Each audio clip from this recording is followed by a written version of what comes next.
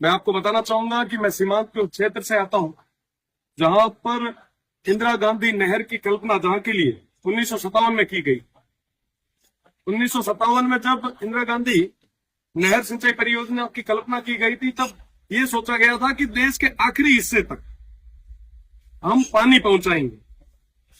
1980 में जैसलमेर के मोहनगढ़ में पानी आया और 1980 से लेके आज तक 44 साल तक मेरा क्षेत्र नहर के इंतजार में आस लगाए बैठा है। प्रदेश की सरकार से मैं आप सभी के माध्यम से निवेदन करूंगा कि इंदिरा गांधी नहर परियोजना का जो एक्सटेंशन रुका हुआ है, आप जल्दी से जल्दी करवाएं ताकि सीमांत के उन लोगों को पानी मिल सके। आपको बताना चाहूंगा कि जैसलमेर के गुंजनगढ़ गांव के बाद में इसका एक्सटेंशन नहीं हुआ और सीमांत के उन लोगों की जो आजीविका है वो पशुपालन पे है। अगर वहां तक पानी पहुंचेगा तो वहां पे खेत खलिहान भी होंगे, किसानों की आय भी बढ़ेगी। और वो जो नहर है उसका एक्सटेंशन रुकने का जो मुख्य कारण है, वो मुख्य कारण डीएनपी है, डेजर्ट नेशनल पार्क। आपको बताना चाहूंगा कि 1980 में एक नोटिफिकेशन आया और उस नोटिफिकेशन के बाद में डीएनपी क्षेत्र को नोटिफाई किया गया।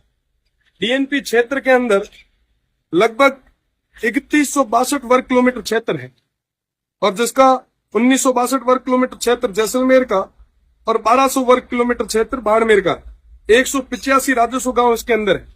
आप विश्वास मानेंगे कि 1980 के बाद में ना आबादी भूमि बढ़ी, ना किसी तरीके का नया डेवलपमेंट हुआ।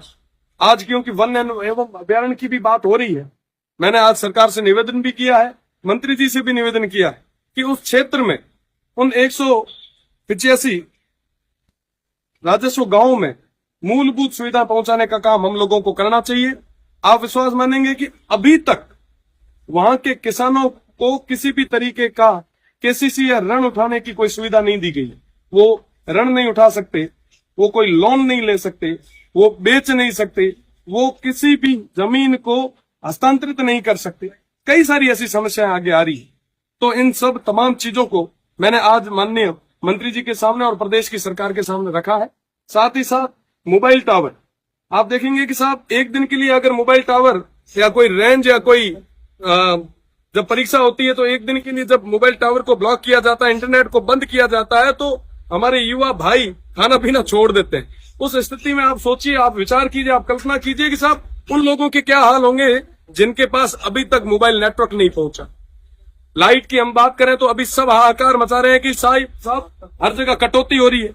मैं मानता हूं साहब की कटौती हो रही है, पर आप देखें कि साहब उनके क्या हाल होंगे जो 75 साल से बिजली का इंतजार कर रहे हैं। हम पानी की बात करते हैं कि साहब एक दिन अगर शहर में पानी की सप्लाई ना हो तो लोग सड़कों पे आ जाते हैं। आप विचार करो, जहां तक आजादी के बाद तक जहां पर अभी तक पानी नहीं पहुंचा है उनके क्या हाल होंगे। वाकई स्थिति बहुत ही ज्यादा भयानक है। मैं कहना चाहूंगा मंत्री जी से भी, मैंने मंत्री जी से भी निवेदन भी किया कि एक बार आप आए और उस क्षेत्र को देखें। आप देखेंगे कि भारतमाला जैसा प्रोजेक्ट वहां पे जाके रुक गया। नर्मदा और इंदिरा गांधी नहर परियोजना का जो मिलाने का एक जो सपना था, वो मुझे लगता है कि सपना ही रह जाएगा। अगर हमने मजबूत इच्छा शक्ति के साथ काम नहीं किया तो परिवर्तन नहीं आ पाएगा। सब बड़ी भयानक स्थिति है उस क्षेत्र की।